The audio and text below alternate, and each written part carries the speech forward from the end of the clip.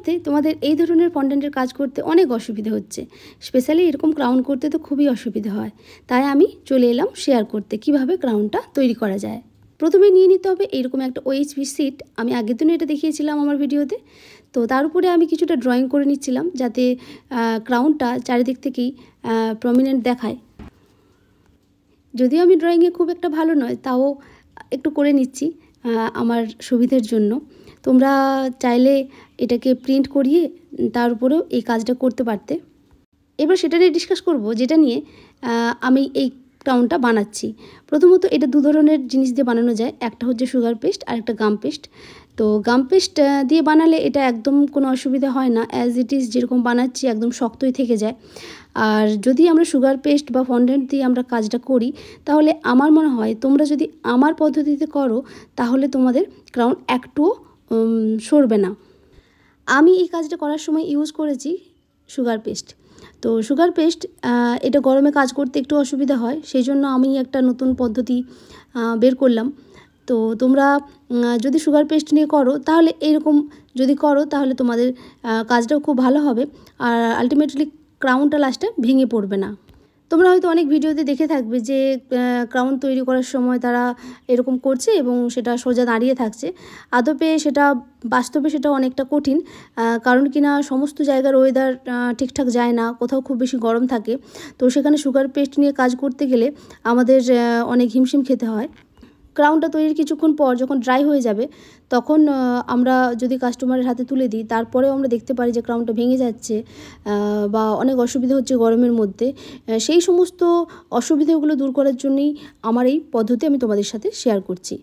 এত কথা বলতে বলতে ক্রাউনটা আমি অলমোস্ট শেষ করেই ফেলেছি। জানি না তোমাদের কেমন লাগছে। তো আমার তো কাজটা করতে খুব ভালোই লাগছিল, বসে বসে এরকম কাজ আমি প্রায়ই করছি।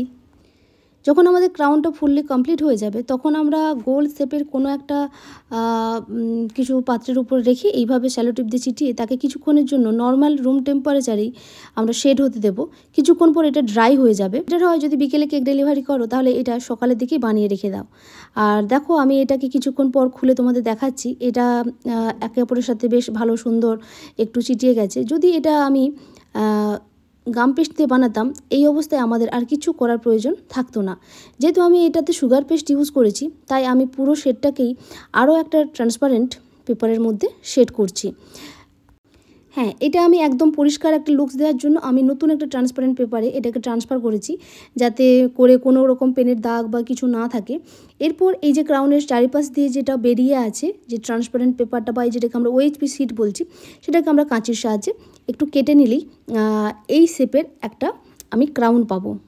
যখন তোমরা কাজটা করবে তখন খুব সাবধানে কাজটা করতে হবে, যে কাজটা করতে গিয়ে যেন কোনো রকম জিনিসটা ভেঙে না যায়।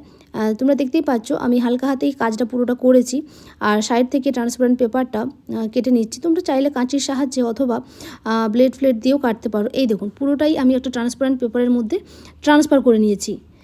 যেই সমস্ত এলাকায় খুবই গরম সেখানে কিন্তু একদম ডিরেক্ট আমরা সুগার পেস্ট দিয়ে ক্রাউন স্ট্যান্ড করাতে পারবো না, কারণ আমি তো করে দিয়ে দেবো কিন্তু কাস্টমার যখন কেকটা নিয়ে যাবেন তখন কিন্তু অনেক সমস্যায় পড়বেন। তাই এটা সবথেকে বেস্ট পদ্ধতি। আর সবার শেষে করেছি আমি এটাতে রং দিয়েছি, আর যেটা আমি গোল্ডেন কালার করলাম আর এইটার জন্য আমি এই মেটালিক কালারটা ইউজ করেছি। দেখো কত সুন্দর একটা শাইন ভাব দেখাচ্ছে এটার জন্য। জানি না আমার এই টিপসটা তোমাদের কতটা ভালো লাগবে, তবে তোমরা কিন্তু অবশ্যই কমেন্ট করে জানাবে যে আমার এই টিপসটা তোমাদের কেমন লেগেছে আর আদবেই তোমাদের জন্য উপযোগী কিনা। ভালো লাগলে কমেন্ট করবেন অবশ্যই সবাই। আর যদি এটা মনে হয় যে শেয়ার করার দরকার আছে তাহলে অবশ্যই শেয়ার করবেন। আমি এইভাবে ক্রাউনটা বানিয়ে ফেলেছিলাম আর ফাইনালি এটা আমি প্লেস করেছি। পুরো ভিডিওটা মনোযোগ দিয়ে দেখার জন্য thank you so much, thank you. আর ফাইনালি লুকসটা এটা।